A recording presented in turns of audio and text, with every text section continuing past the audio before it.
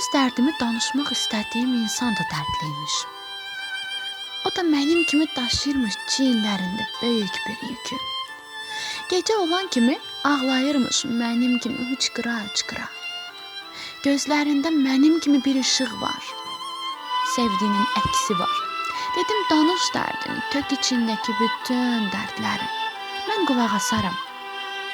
O başladı danışmağa. Mən sakit, dinməz qulaq astım ona. Dərdi böyükmüş, hekayələrimiz fərqlidir. Mən həsrət çəkirəm. O isə sevgisini geri qazanmaq istəyir. Əvvəlki gözəl günlərini yenidən qazanmaq. Heç cür silə bilməzsən onu dedim. Hələ gedəcəksə bir müddət sonra uzaqlara çox yanacaqsan. Gec olacaq amma. Çox gülən insanlar içlərində çox böyük dərdləri gizlədirmiş.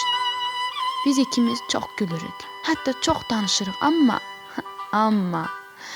bunlar hamısı içimizdəki o faciələr örtmək, sadəcə aciz bir insan olmadığımızı göstərmək üçündür. Çox mu yaşayacaq? Bəlkə hə, bəlkə yox. Allah bilir.